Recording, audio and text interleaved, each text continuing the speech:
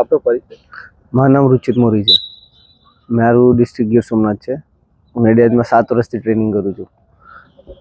જે ગવર્મેન્ટની ફેસિલિટી છે એના લીધે મારું આટલું પરફોર્મન્સ આવ્યું છે અને ખૂબ જ ફાયદો મળ્યો છે ફેસિલિટીના લીધે.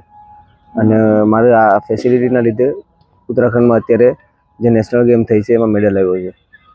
હું ઈચ્છું છું કે વધારે સારું પરફોર્મન્સ કરું અને આગળ વધું અને ગુજરાત સરકાર અને ઇન્ડિયાનું નામ રોશન કરું. કઈ આગળ રમવા ગયા હતા, શું કહેવું? ઉત્તરાખંડ રમવા ગયા હતા આ બીજા જ મહિનામાં. ત્યાં નેશનલ ગેમ આયોજન થઈ હતી, ત્યાં મારું મેડલ છે.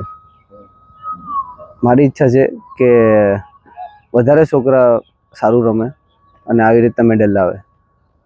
બધી જ ફેસિલિટી ગુજરાત સરકાર તરફથી છે.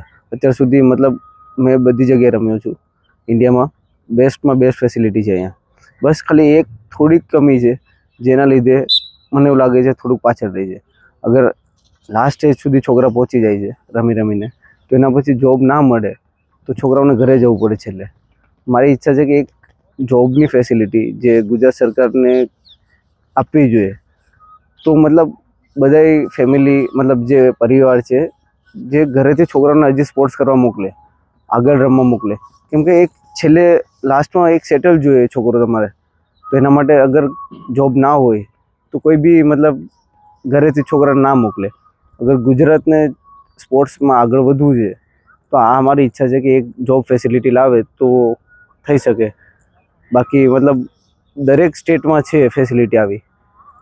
એક ખાલી આ કમી છે, બાકી બધું જ છે ગુજરાતમાં. એક જોબ ફેસિલિટી મળી જાય તો બધું પૂર્ણ થઈ જાય. વિનંતી કરું છું. શું વિનંતી? હું વિનંતી કરું છું મતલબ અત્યાર સુધીમાં સૌથી બેસ્ટ ફેસિલિટી છે અહીંયા. મારી વિનંતી છે કે બસ ખાલી એક જોબની ફેસિલિટી મળી જાય જેની કમી છે અત્યારે. કે મતલબ જે બી ટકામાં માટે લાવે કે ગુજરાતના આટલા મેડલિસ્ટમાંથી એટલાને મળશે, પણ થોડી લાવે ફેસિલિટી જોબની તો મતલબ ઘણા છોકરાઓનું ઘર સારું સેટલ થઈ જાય અને આગળ વધારે સ્પોર્ટ્સ માટે ખર્ચો કરી શકે રમવા માટે. આપનો પરિચય સર? નમસ્કાર, મારું નામ ડૉક્ટર મનસુખ તાવેથિયા છે, જિલ્લા રમત વિકાસ અધિકારી નડિયાદ ખેડા. આજે છોકરો રમીને આવ્યો છે, શું? નડિયાદ હાઈ પરફોર્મન્સ સેન્ટર જે ગુજરાત સરકાર દ્વારા ચલાવવામાં આવે છે, સ્પોર્ટ્સ ઓથોરિટી ઓફ ગુજરાતમાં દ્વારા ચલાવવામાં આવે છે, એમાં તાલીમ લેતા રુચિત મોરી કે જે છેલ્લા 7 વર્ષથી આ રમત સંકુલમાં તાલીમ લે છે અને ગત માસમાં ઉત્તરાખંડ ખાતે યોજાયેલી 38મી નેશનલ ગેમ્સમાં ગોલ્ડ મેડલ મેળવ્યો છે 400 મીટર વિઘ્ન દોડમાં. હવે શું ઈચ્છા છે? એ આગામી આંતરરાષ્ટ્રીય શેડ્યુલને ધ્યાનમાં રાખીને તૈયારી કરે છે અને આગામી વર્ષોમાં ગુજરાતને નહીં પણ ભારતને મેડલ અપાવશે આંતરરાષ્ટ્રીય કક્ષાએ. એ પ્રકારની તાલીમ લઈ રહેલ છે અને એમના કોચ તરીકે શિવમ ઉપાધ્યાય એમને સખત મહેનત કરાવી રહેલ છે.